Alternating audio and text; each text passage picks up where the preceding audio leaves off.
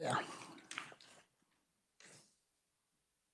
Good afternoon, committee. Does everybody have a copy of the GBA number 2? If you don't, we have extras. Merle, would you take care of that, please? Thanks.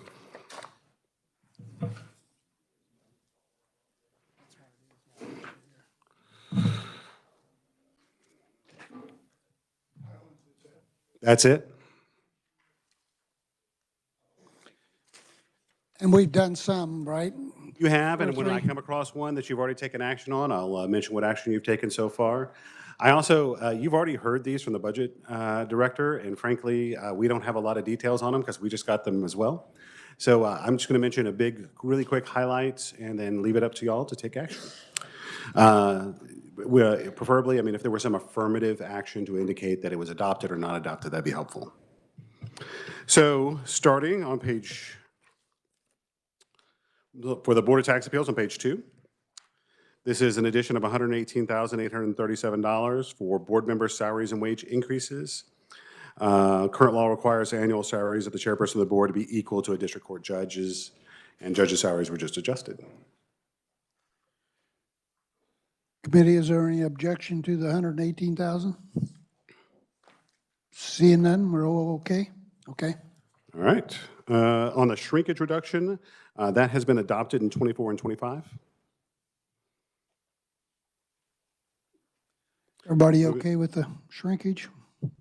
And Moving on to the cell phone detection system, item 3, there's an addition of $792,000 in FY25 for cell phone detection systems in the Department of Corrections. President Master. Thank you, Mr. Chairman. And I understand the risk we have with some of those cell phones. Is that it seems like, I'm not sure this is the solution in a sense of 800,000 for one facility for 1 year. I mean, and I'm trying to wrap my mind around it. I'd rather have our officers and wardens use the hard line and just block everybody. It seems a lot cheaper. Anyway, I'm not really comfortable with this one, Mr. Chairman. Senator Clays. Thank you, Mr. Chairman. I'd suggest that we hold on this one and ask that the department come back through our budget process to explain what the overall plan is for this. This is obviously some sort of pilot, and what the overall cost will be for all the facilities and what we're trying to get at here overall would be helpful. And that we just ask that occur in January.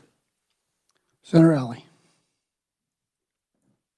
Thank you, Mr. Chair. I also spoke with some of our colleagues, and they think there's another solution out there to solve the problem. So I think we ought to explore this a little bit more before we commit this kind of money. Other questions? Seeing none, is everyone in favor of looking at this next year? Okay. Okay.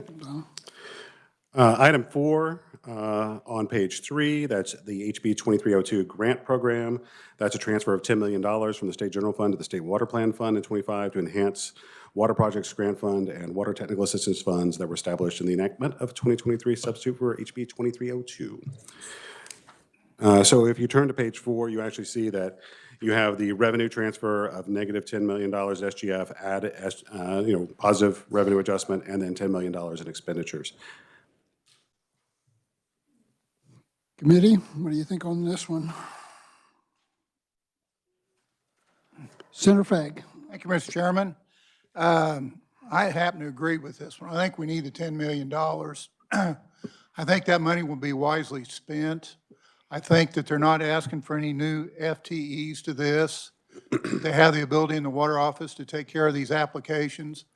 We have over $300 million in applications requests for a lot of these little small towns in Kansas. And I think 10 million is the right number, and I think it's the right thing to do. Thank you. Other questions or discussion? Everyone, Senator McGinn. I just want to say the big deal in here is the Water Technical Assistance Fund, which also has to do with helping with irrigation and things like that, or those areas that we're having problems with, and this will help. So I agree. Okay. Everybody's in agreement? We're okay on that one, Dylan? We are on page 4. The next item, item 5, is Human Services caseloads.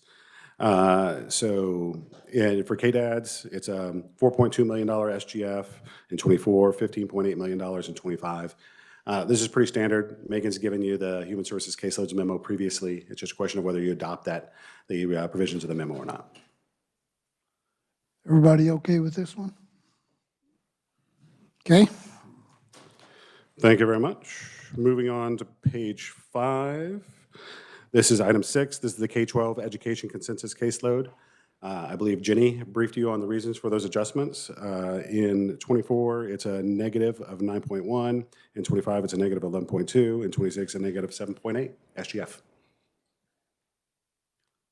okay, these numbers are all calculated according to enrollments, correct? That's correct. Okay, any questions? Everybody okay with this one? Okay, All right. Item 7, that's Kansas Lottery.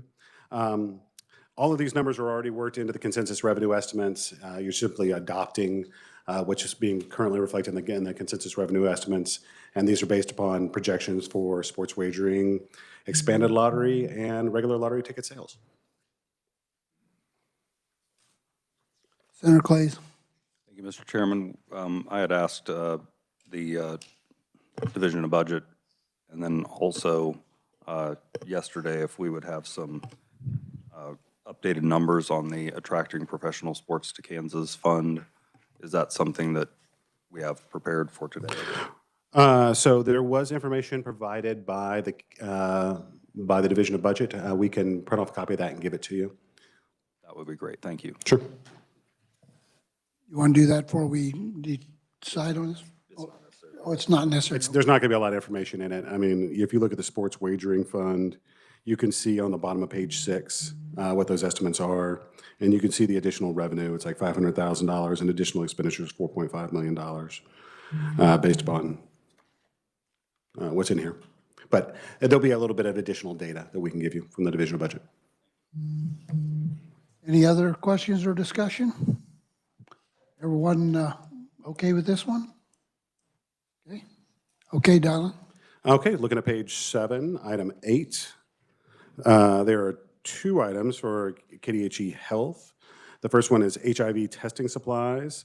Due to a nationwide shortage of HIV-specific supplies, the agency is requesting to add $121,500 to '24 and $48,600 to '25. Any questions for Dylan?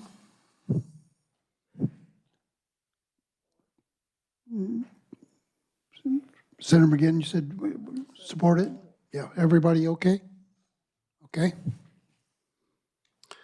All right. Item 9, Bureau of Facilities and Licensing. The agency indicates these additional funds will assist the agency with continuing work to recover from the effects of COVID and staffing shortages and to clear a substantial backlog in surveys. There's an addition of $741,000 in FY24 and FY25. Committee, any questions? Everybody okay with this one? All right. Okay, Donna. Item 10, KDHE Environment, small town infrastructure wastewater. There's an addition of $1.2 million for wastewater treatment for communities with populations under 1,000. Questions?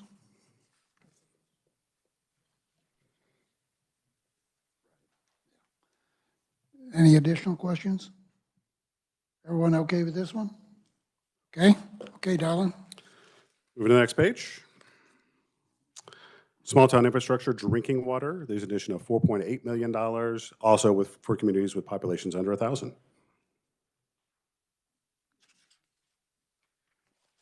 Questions, committee? Senator President Masterson. Thank you, Mr. Chairman. When I looked at this last time, why are these projects not eligible for the build money we have that's set outside? We have $200 million over 4 years. Is this, I mean, water projects I thought were qualifiers for that build. I was going to phone a friend, but they're shaking their head. So I'll say that we don't have that information for you, but we can look into it and get it for you sometime today. We'll reach out.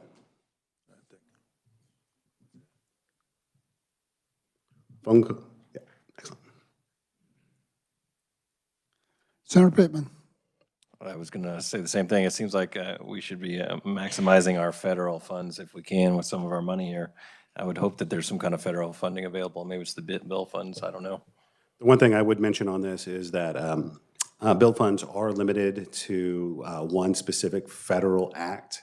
And so it's always a question of whether or not a grant underneath that bipartisan infrastructure law is available or not. So just because there is some sort of federal grant for either drinking water or wastewater does not mean that that federal grant is in the bipartisan infrastructure law. And so we've run into that issue a couple times. Other questions?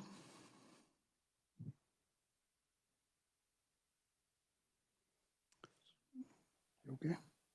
Everybody okay with this one? Okay. Oh, sorry. Well, Send them again. and maybe President Masterson has an answer, but the only other thing I can think of, it's probably easier on the agency to just go at it this way, because I think the difficulty with Bill in these smaller communities is the grant writing process. But if they could all put everything together and together hire a grant writer or whatever, but I don't know. Did you learn anything? Well, you know, yes and no. I mean, these types of projects would qualify for build. And there are dollars set aside for helping with grant writing inside of build. So it's a matter of timing, right? I mean, it's obviously, as Senator McGinn pointed out, I mean, it's simpler to do it this way, but there are dollars sitting there that are ultimately probably eligible for this, so. Was everyone okay? Yeah, I'm not gonna stand in the way right now, so. Okay, well, and I guess if we find out, we could always change the funding, right? Yeah. Okay, everyone's all right then? Okay. Moving on to EMS, this item 12 was already adopted on a personnel reorganization. Moving on to Board of Regents, item 13, this is the Kansas Adult Learner Grant Program. This is a transfer of $1 million from the State General Fund to the Kansas Adult Learner Grant Program. It says that the transfer will provide necessary funds for grants to Kansas resident students. Questions? Seeing none, what's the will of the committee? Everybody okay? Okay. Moving on to page 9, item 14, this is OITS. This is IT restructuring and cybersecurity initiatives. So this is addition of $750,000 and 6 FTE positions for cybersecurity in OITS in the Department of Administration. Well, OITS is no longer in DFA, so it's in OITS. Questions? Seeing none, committee okay with this? Okay, everyone's all right? Okay, Dallin. Thank you very much. Moving on to State Treasurer, item 15. So this is the Star Bonds Food Sales Tax Revenue Replacement Fund. This is originally part of the GovRec. It was deleted by SB 28. This would restore the Star Bond Food Sales Tax Revenue Replacement Fund transfer. To remind the committee, these are the transfers that are made for those Star Bonds that would have had grocery stores in them and had reduced revenues to their bonds as a result of the food sales tax reduction. Senator Clays? Thank you, Mr. Chairman. Are we aware of any of Star Bond districts that contain a grocery store that are behind on bond payments? I am not aware of any ones that are behind currently in bond payments. I would note that the food sales tax did just go into effect recently, but I'm not aware of anything that's behind at this time. It's my understanding, actually, that those that contain grocery stores currently are well ahead on their bond payments, but we took this out for a reason, and I just suggest that we hold that position throughout this process. President Masterson? Thank you, Mr. Chairman. I would just echo that. We had a pretty extensive conversation around that at the end of the time. It really just goes to the speed at which the bonds are paid off. Nobody's behind, and it's not necessary at this time. Senator Pittman? Could you just remind us why, I'm having a mind blank on why exactly we took it out? Was it just because we felt like we didn't need to do it because of the timing of the food sales tax exemption going in place? We're not going to have to afford it? Senator Clays. We removed it because all this does is have the state SGF prepay bond payments that are otherwise already being made and being made on time. So there's not a discernible loss. The only thing you're doing is advancing when we would receive the sales tax revenues as a state by putting SGF forward now. There's not really a gain either way, so it doesn't make sense unless there was a potential default from one of these to put this money in. Other questions? Senator Fagg. Thank you, Mr. Chairman. What kind of commitment are we making and we're putting this on hold now, but I was just wondering, we need to probably look at the total cost going forward that we feel like we're obligated to in those deals. And there's all kind of questions I'd have of, you know, if the grocery store was doing okay, but the strip mall was doing bad. There's a lot of variables to that I would find interesting. So I'm glad we're putting this on hold, just so that we can look at that and try to be consistent on how we do it. And then one question I'd have is, as we go forward, if we have any new STAR bonds, is this going to be part of the deal that we're going to do this for other people, or is this everybody going to know it forward that we don't pay that? My understanding is that going forward, any new STAR bond districts this is the new food sales tax base. So this will not be a problem for new STAR bond districts. The problem is that, at least I wouldn't say it's a problem. The issue that this is attempting to address is that there was the bondholders assumed a certain revenue stream. Other questions? Seeing that, so everyone okay with holding the Senate position? Okay.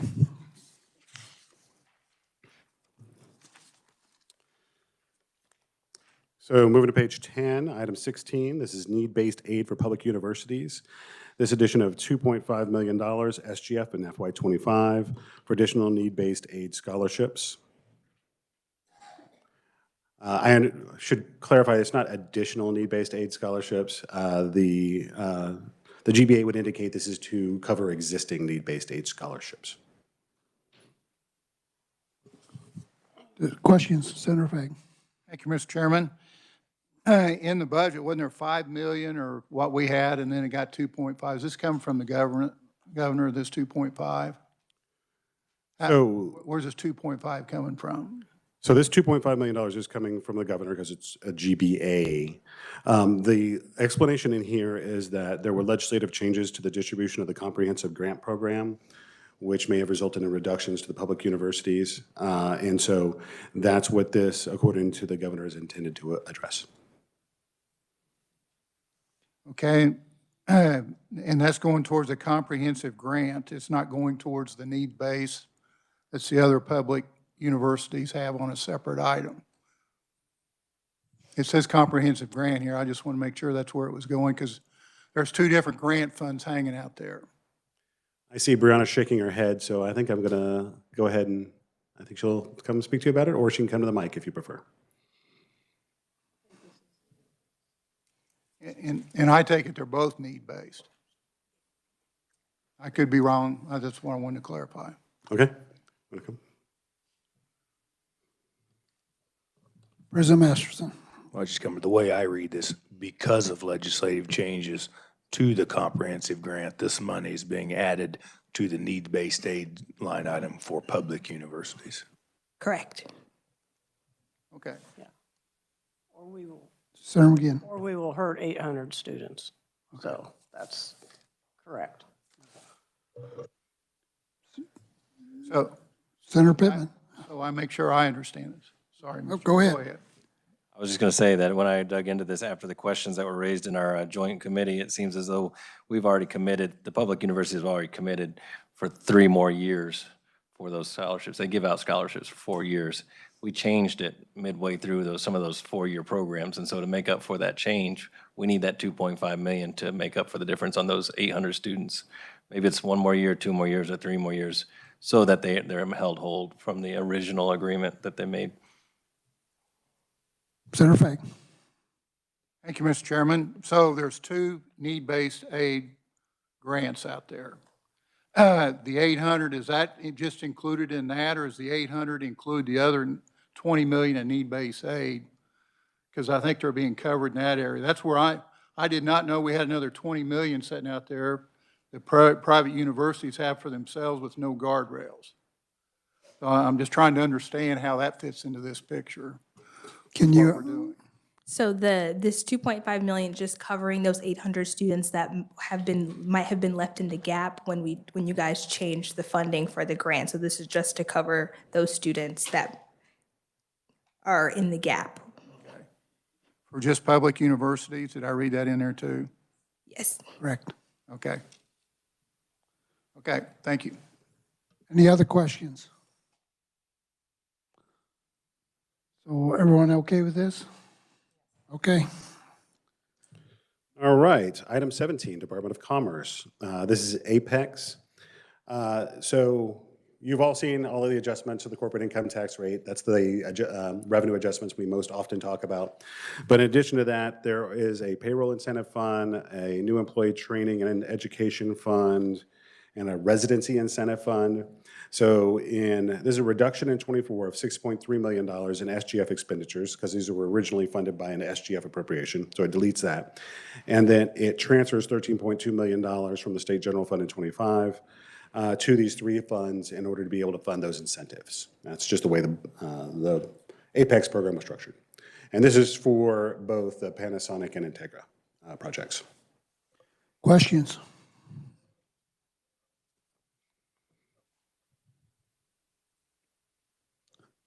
President Masterson. Did you say it was both for Panasonic and Integra?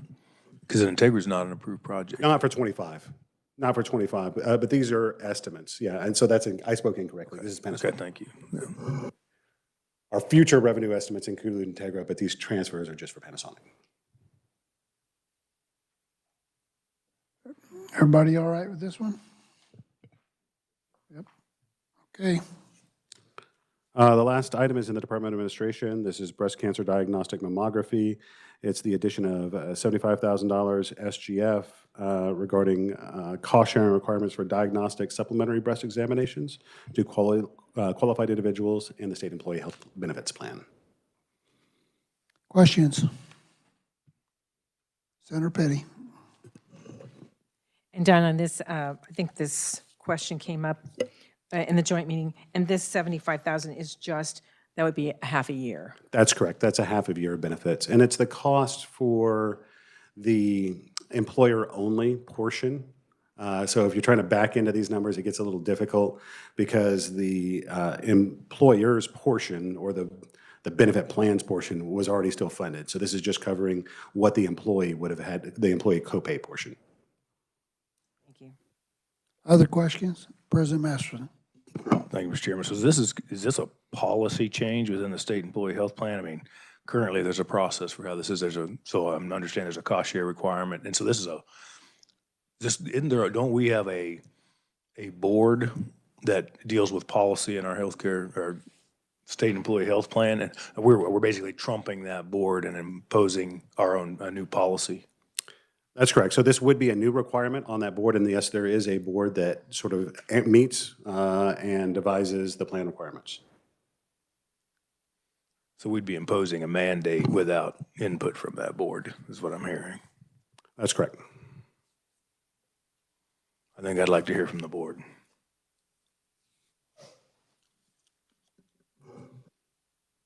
Senator Pittman. Thank you. I mean, the policy of the board is to cover these kinds of things. It's just that the state would be picking up the cost technically for a specific procedure that wouldn't, that's already requiring a copay. I suppose the board might say that folks don't need to have a copay, but then that they would be making a budgetary decision to increase the funding for that, which is kind of in our purview.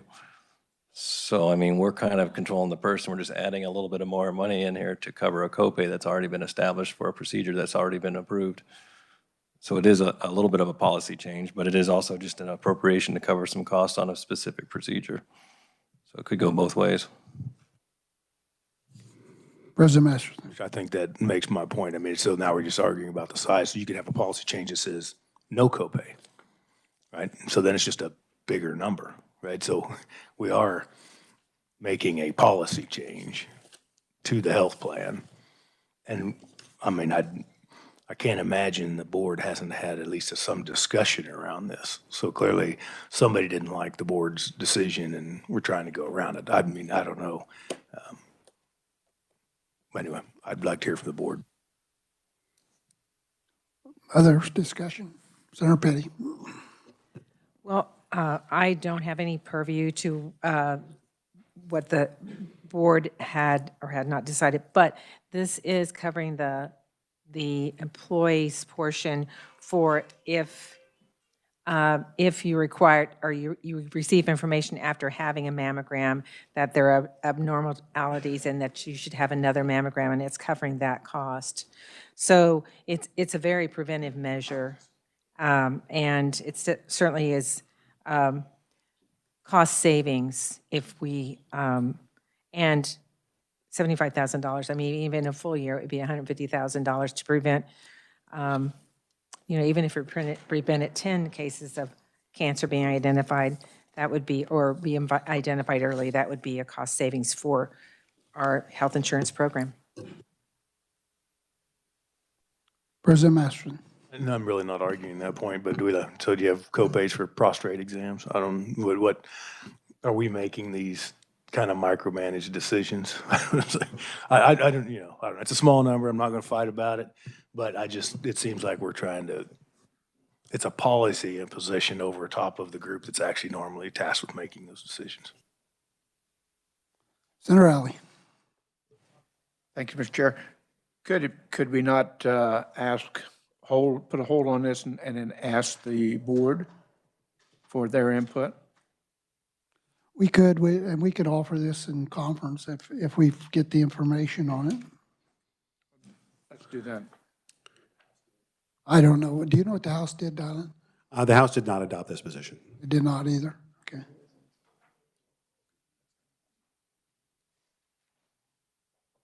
The House did not either.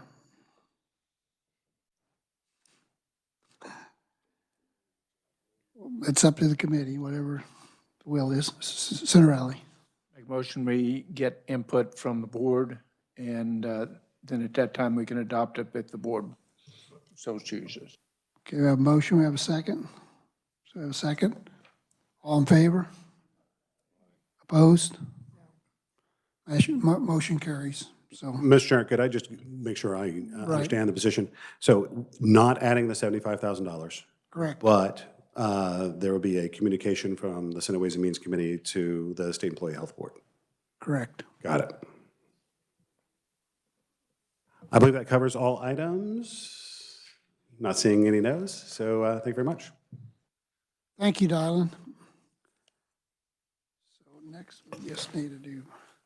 So committee, I think that is everything on the list. We're going to go ahead and work on provisos.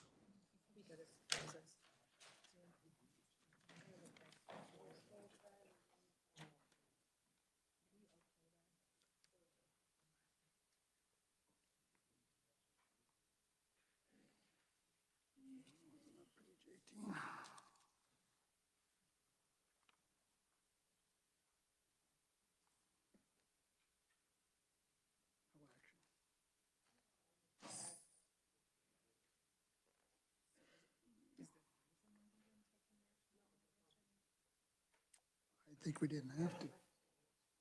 I think it's law, just a new law. So. Well, we took no action. That's what I've got.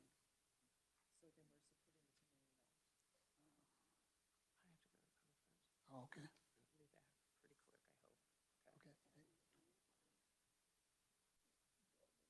This thing is just.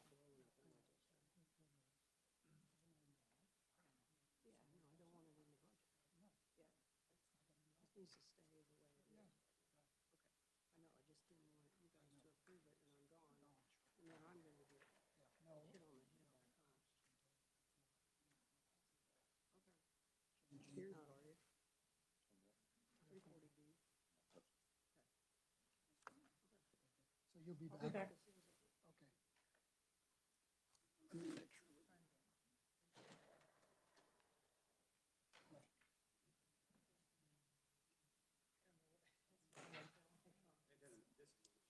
to get rolled, aren't I? Count or no? Hold on. Wait a minute. That's why I have no action.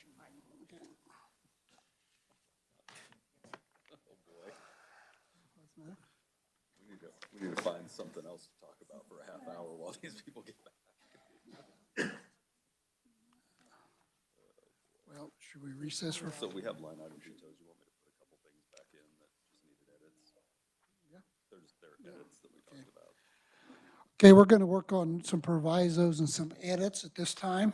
And I'm going to start out recognizing Senator Clays. Thank you, Mr. Chairman.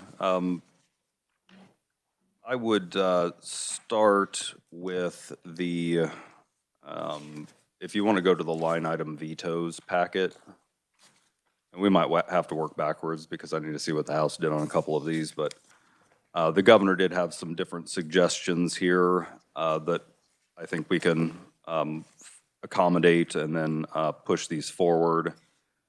So let's start on page 6. Oh, sure. Oh, does everybody have this? Give everybody a minute to get theirs. Mine's on my desk. I'll be right back. Line item veto packet. I can give you a copy. Okay, thank you. I might have stole yours. Okay.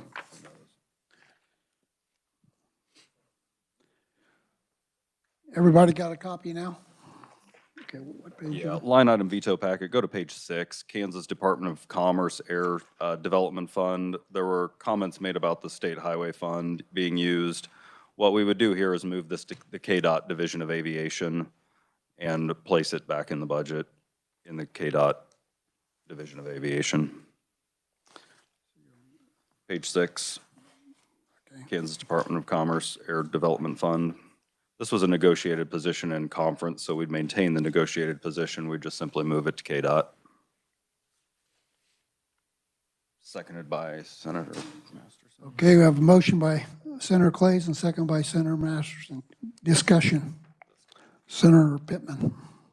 Just to be clear, we're talking about the portion that was vetoed. It's the part where we're incentivizing regional airports to get more service routes. Is that what we're talking about here?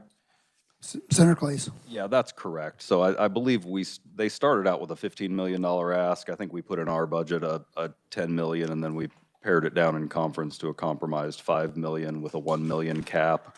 And I think most of the airports agreed that that would be sufficient for now to incentivize the routes that they're looking for. The governor seemed to have an issue with Commerce being the location because then you're creating a state highway fund transfer, but by keeping it in KDOT, we're not doing that. The Division of Aviation currently does the KAIP program, so there should not be a problem with it just simply being maintained inside KDOT. Other questions? Seeing none, all in favor? Aye. Opposed? Motion carries. Senator Clays. We have page 14, DCF, impermissible use of TANF funds. We would just change the source of funding on that one to SGF, since the governor and the department both agreed that it would be an impermissible use of TANF, and the program would be maintained. Moved. A motion by Senator Clays, second by President Masterson. Discussion. Everybody okay? All in favor? Aye. Opposed? Motion carries. Senator Clays. Yeah, we'll stay on that page. Miscommunication with the Office of the Governor on this one, so we had a discussion, and we would just place back into the budget the Kansas State University share for the College of Aviation student use of a jet.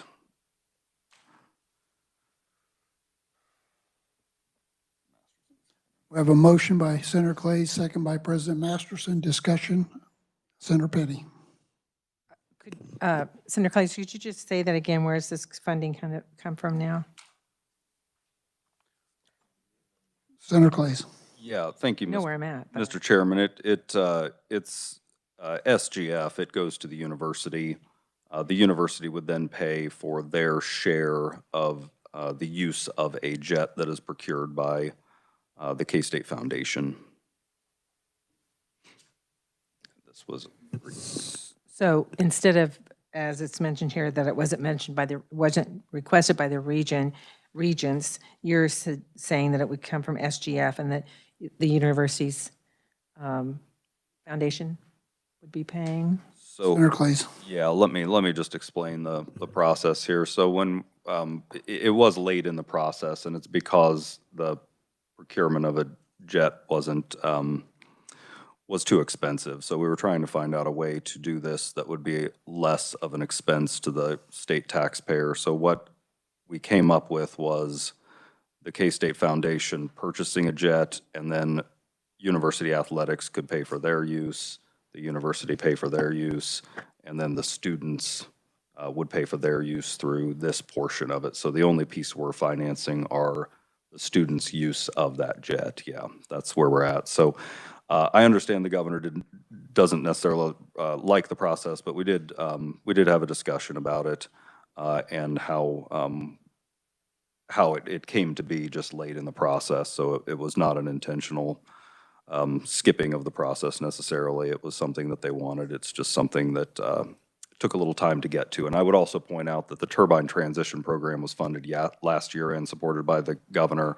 That turbine transition program is what moved them from the capabilities of maintaining and flying the turboprop aircraft, which was a King Air, to a jet. So this was the next logical step, was the actual obtaining of the jet. So that was, of course, agreed to by this body and the governor last year. Other questions? Seeing none, all in favor? Opposed? Motion carries. Senator Clays. Page 14, the next item, same situation, just a miscommunication on the funding amount. The university had an updated number. I know it says that something about the legislature working with the university, and that is what occurred. There was just simply not a pipeline of communication from the university over to the governor's office prior to this. So it is 3.95. That is the number from the university. It's an updated number based upon some of the World Cup activities. They were basing the numbers initially off of other countries and what the costs were there. Then also, since this became an item and was discussed, other law enforcement agencies have requested to have access to use this as well for their training. So it did increase in cost, and we did address the governor's concerns about the number changing. So she had asked to have this reinserted, and that's where we are today. Questions? Senator Pittman. And this is on page 15, the Kansas State University Central Immersive Training Hub, right? For 3.950, and just reinstating that. And I guess I'm learning right now that maybe some of us have different packets on different letterheads, so the page numbers aren't lining up. So my apologies there. It could potentially be on page 15. So it is the Kansas State University Central Immersive Training Hub. This was an ask by the university, but the number didn't match up when we pushed it through. And yeah, that's where. Motion? Yeah, motion. Motion by Senator Clay, second by President Masterson. Other questions, discussion? Seeing none, all in favor? Opposed? Motion carries. Senator Clays.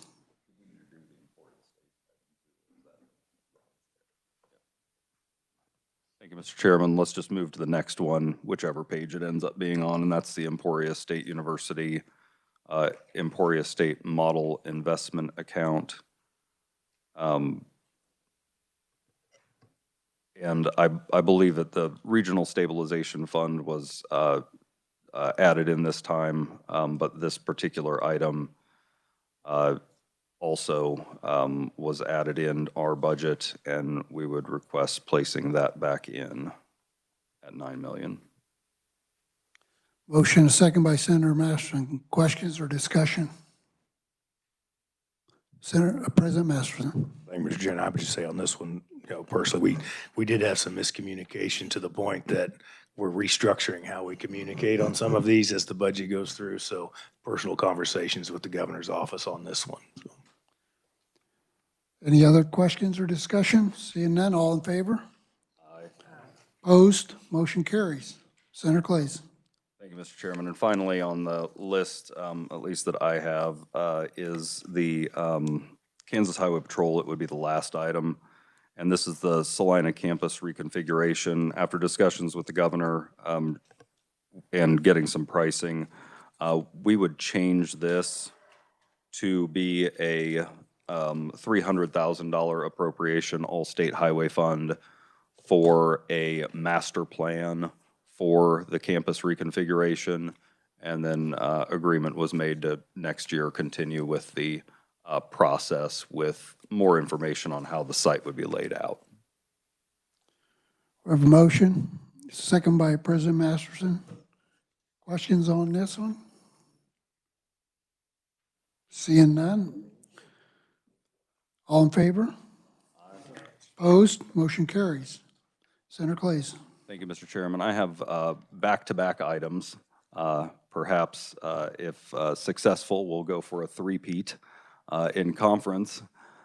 We did take $200,000 in FY25 and FY26 from the Attracting Professional Sports to Kansas Fund. And I would make a motion to change that to the State General Fund to remove that deduction from the Attracting Professional Sports to Kansas Fund. It's a motion, second by President Masterson. Questions on this? I might just ask on the changing of the funding. Everything else is the same, correct? Correct. It goes to the Kansas Sports Hall of Fame. It'd be $200,000 in 25 and $200,000 in 26 to get them back to having an executive director and fundraiser so that they could get back to where they were pre-pandemic. They were self-financing at that time, but having lost their executive director during the pandemic, if you'll recall, it set them back quite a bit, and they have not had a fundraiser since then. So this would get them back on a secure footing. Okay. Motion is second. All in favor? Oh, excuse me. I asked for questions earlier. And then I was waving my hand. Mr. Ham was looking that way. Senator Petty. Thank you, Mr. Chairman. So just so I understand this completely, so it originally, was it $200,000 for each year? Yes, I believe so. I believe we put in $200,000 for each year. There was some minor remodeling that was necessary as well for the facility to get it back open and moving. So that was built into that too. I believe it was about half and half. Some of it was benefits too, so it's probably $120,000 and $80,000 to get them back up and running. And the motion that's on the floor is that that's now to come from SGF? The motion is SGF. Previously, it was the Attracting Professional Sports to Kansas Fund, but some things have changed since we made that motion that necessitate that fund being left whole. Thank you. Any other questions? Seeing none, all in favor? Opposed? Motion carries. Senator Clays.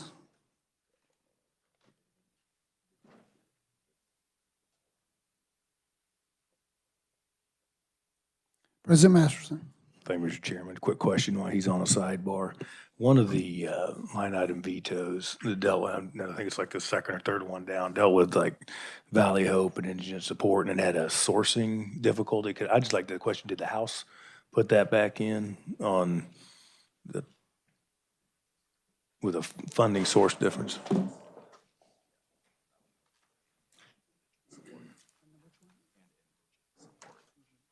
The indigent support and the Valley Hope are both put in the House. Funding change thing, so we can deal with in conference, and thank you. You bet. Senator Clays. I'm having some copies made. It turns out I only had 3, and this one wasn't typed up by the reviser. I can start explaining if you don't mind. I think Yes. it's helpful. So this is also for the sports wagering fund, the Attracting Professional Sports to Kansas Fund. We would start moving any revenue from state gaming that is in excess of $71,490,000 and transmit that amount to the Attracting Professional Sports to Kansas Fund to have that revenue stream added to the fund. 71 point what? So current revenues into the, to the lottery for state gaming revenues is 71,490. We would take anything in excess of that, so if there was anything that was over it, and move that into the Attracting Professional Sports to Kansas Fund. Motion and a second by President Masterson. Question, Senator Masterson. Thank you. And the way that would work is that's the current estimate for collection. First 50 million goes into the EDIF, right? So then there's been excess, and so this is just would develop anything in excess of our normal excess would be an additional funding source for that fund. So that's why I'm seconding. I think it's a good idea. It'll help to have the text in front of you, which it looks like we have now. It is for FY '25 and '26 for purposes of the motion.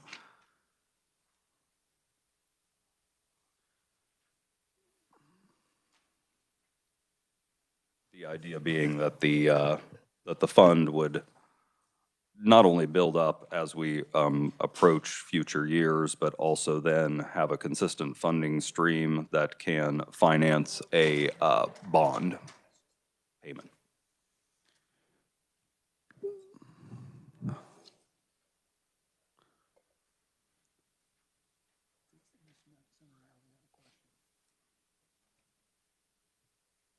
Senator Alley, do you have a question? Okay, I thought you raised your hand a minute ago. Anyone else questions? Seeing none, all in favor? Aye. Opposed, motion carries. Senator Clays.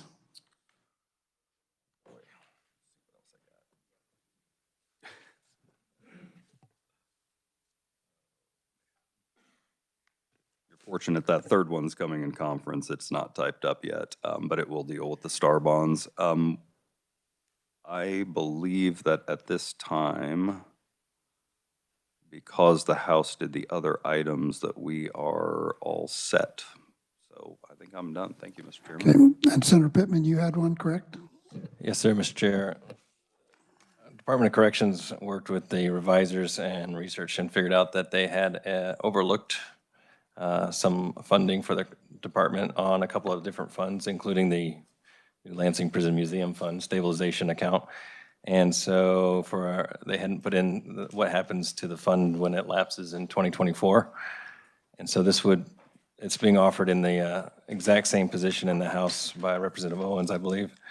And it would basically allow for the fund to lapse into 2025 because they don't think they're gonna have enough time to spend that $490,000 to do the stabilization in the next month. So they need to have the fund lapse into 2025, and this would clean that up. And I hate to call it a technical amendment because it does change it a little bit, but they characterize it as a technicality that was overlooked when we put the language together. So I'd offer that up as amendment or proviso.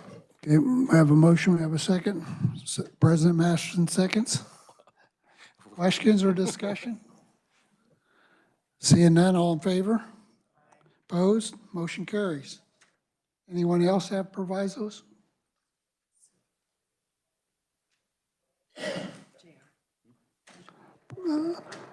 Senator Alley.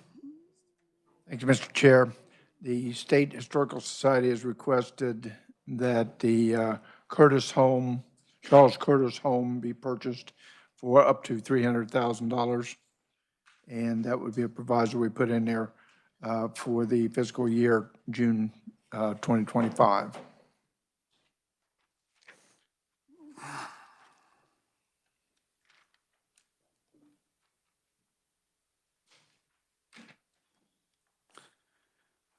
Okay, that's a motion.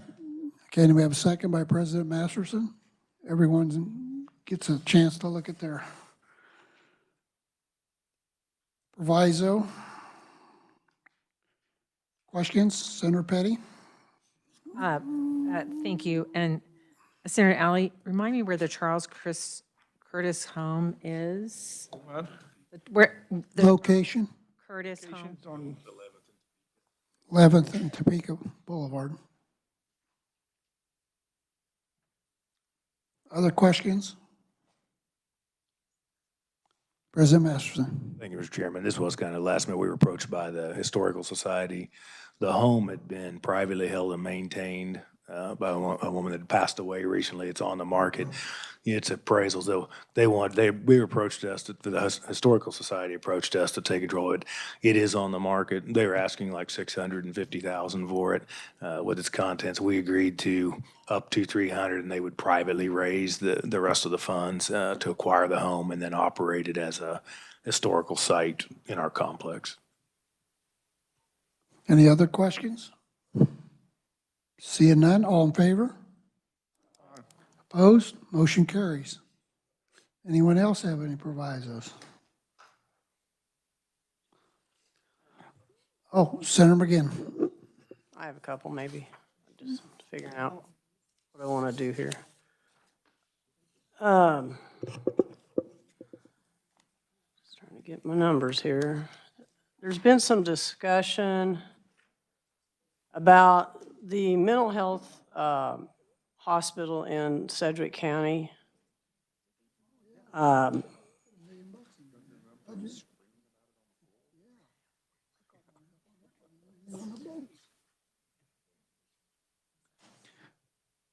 Senator McGinn, sorry. All right. They already approved it. We're okay. No, the mental health hospital in Sedgwick County the intent has always been that it be a 50-bed hospital with the possibility of expanding to 100 beds. And when we had the interim meetings, what that really meant was, you know, don't go get 50 beds in an area that's locked in and you can't expand the 100 beds to 100 beds. And so the proposal has to do with, and I think the House was going to try to fly this, and then they kind of backed out. They wanted to just go ahead and build it to 100 beds, which I'm not 100% supportive of that at all, because I think if you build it, they'll come.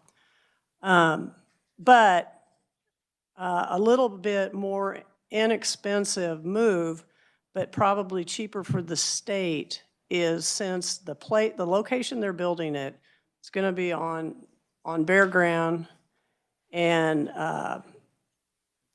they could do it cheaper if they built the building for 100 beds. So just whatever you call it, the outside of it, the structure of it.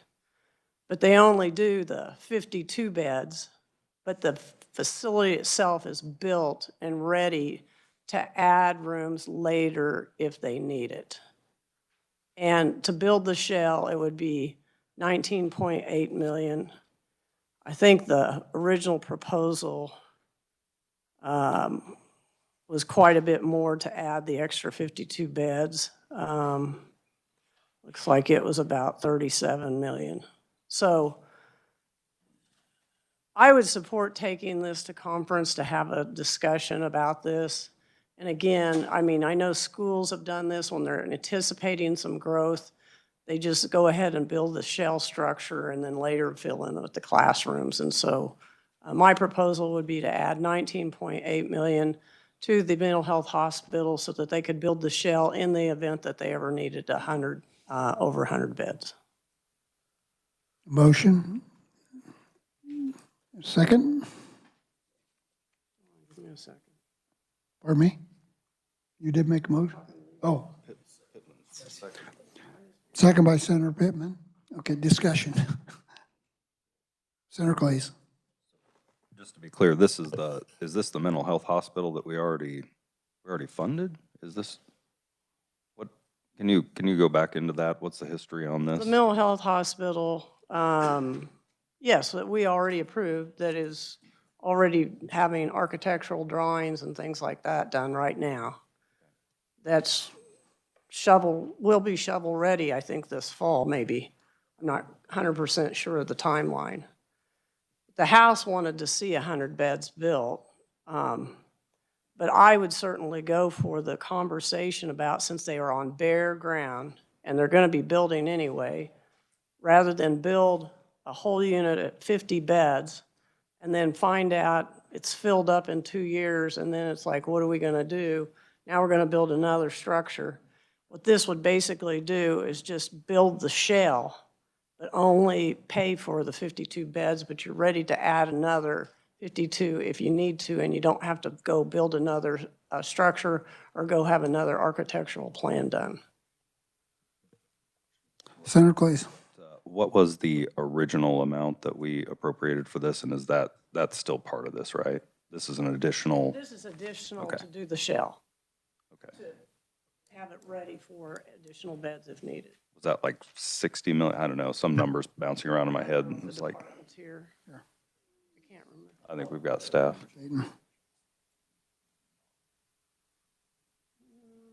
Well, the sound right. Yeah, but then we paid the rest.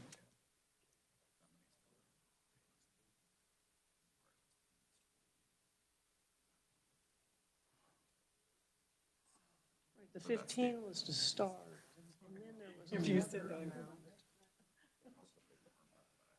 That is correct, that's what it is. Right. Okay, if you will, please. The 15 was the original appropriation that we did, and that was to get it started, and so that they could plan, correct, they could plan, move forward with the county commissioners, and then the rest, and Dayton is checking this, was paid for by ARPA. Or a little more, yeah. About, yeah. Other questions? President Masterson. Thank you, Mr. Chairman. I think, and to support Carolyn McGinn, I'll support for discussion purposes moving into conference. Okay, everyone okay with that? All in favor? Aye. Opposed, no. Motion carries. Did you have another one, Senator McGinn, or you said?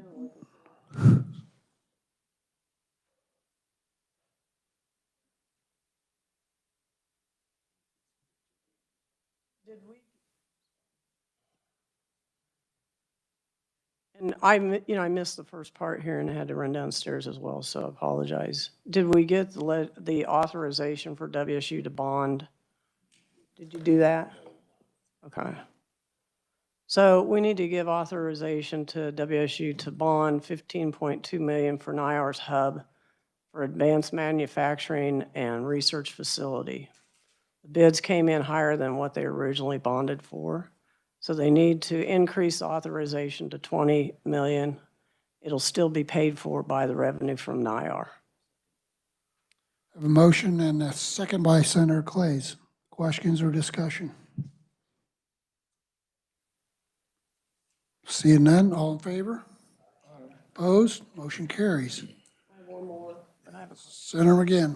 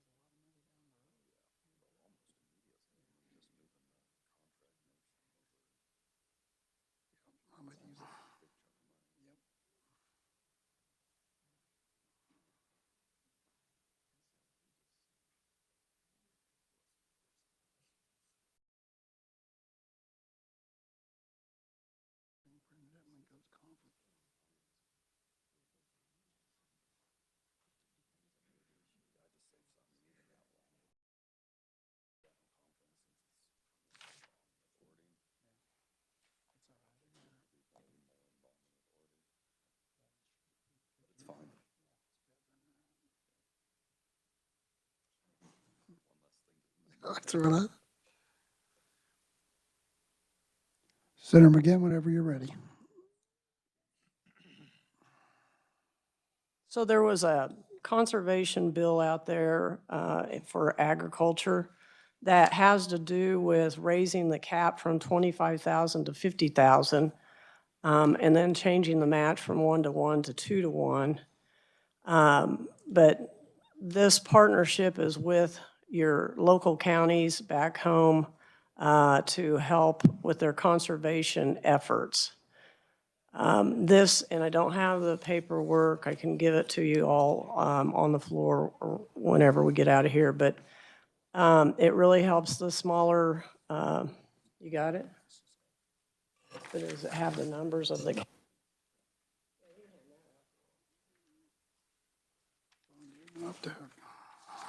But it helps some of the smaller counties have the ability to ensure that they have somebody that can manage those programs within their county. So again, changes the cap from 25 to 50. And then it's a 2-for-1 match in that, raising it from the 25 to 50 that those counties will receive. We have a motion. We have a second by President Masterson. Wait for everyone to get their copies. Questions, Senator Petty? Senator McGinn, could you, I haven't had a chance to read this, so when you talked about, so if the county puts in 25,000, then the state's putting in 50? Is it two, you said it? Or is it vice versa? Is it the other way around? You said 2-for-1. We're going to raise the, so you have to ask, you have to ask for the money, and as your county, you have to put in the match. And whatever you put in for your match, then you'll receive those funds up to, it's a 50,000, cap for that county. Senator Petty? Thank you. I guess okay, so if your county puts in 10, then if you apply for them, your county puts in 10, you can get up to double that? Right. Okay, thank you. Other questions? Seeing none, all in favor? Opposed? Motion carries. Do you have any others, Senator McGinn?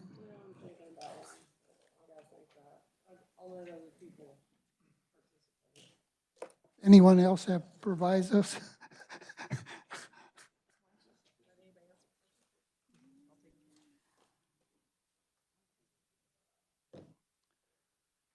I think we're down to whatever you have left, Senator McGinn. Again, I stepped out, so I may have missed it. Did the governor, I think she vetoed the dental or postponed until omnibus. That's what it was. So this is 1.9 million that helps to provide people with low income for x-rays, cleanings that are in the Medicaid program. And it's 1.9 SGF and it's a 4.8 all funds. And I didn't know if we put this in or talked about it yet. I thought she did, but it just went to omnibus.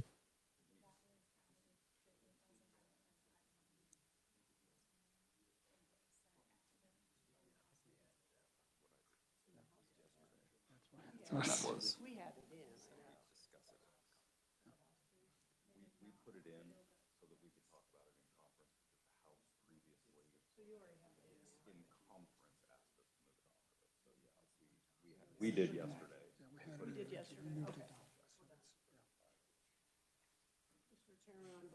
Okay. Anyone else have anything? Senator Petty? So, Mr. Chairman, what Senator McGinn brought up, we had in the budget, we were going to postpone it to omnibus. So are we talking about then we're going to do it in conference committee, but not here as a committee as a whole? Ways and Means? We put it in there, and so it'll be a conference when we do our conference committee. The House didn't. The House didn't put it in. We've already got it in ours. All right. Any others? Any other questions? So we need to have a voice vote on this, so we'll have to call roll.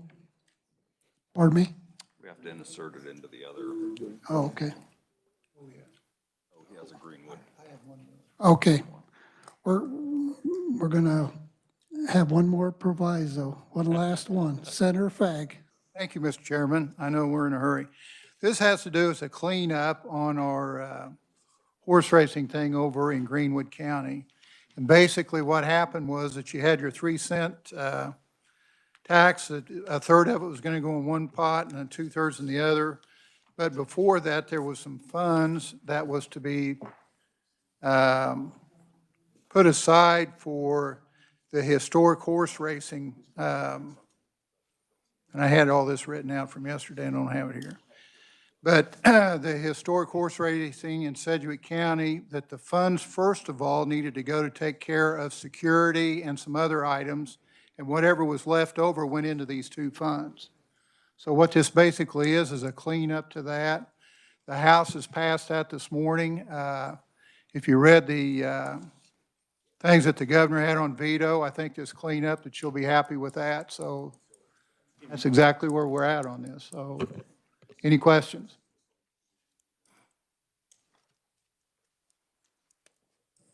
Sorry, I was tied up for a second.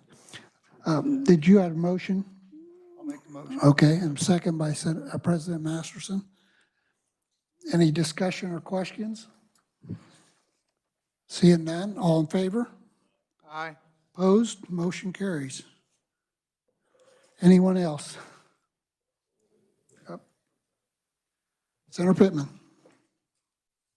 It does affect the fund that we just touched. It says I didn't see the second piece of this. It says it's going to transfer $2 million from the Attracting Professional Sports to Kansas Fund. That's part of this as well? Senator Fagg. Yes. Okay. Okay, so we are done with provisos. And do we need roll call or not? We just need to kick it out? No, I don't think so.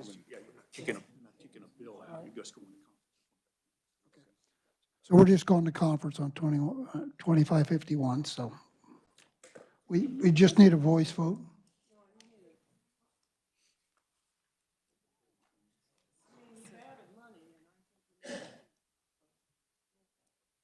Right. We can do roll call.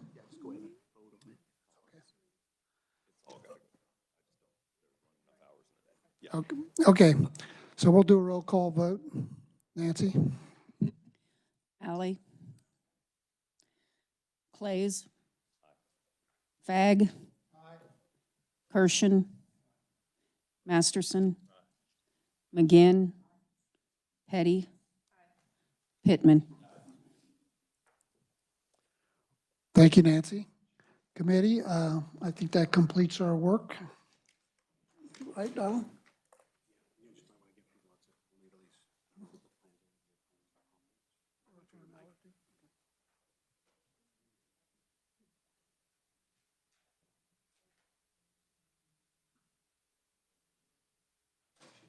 It's going to take at least a couple of hours for them to get the conference committee report together, and so it'll be after at least a minimum of 2.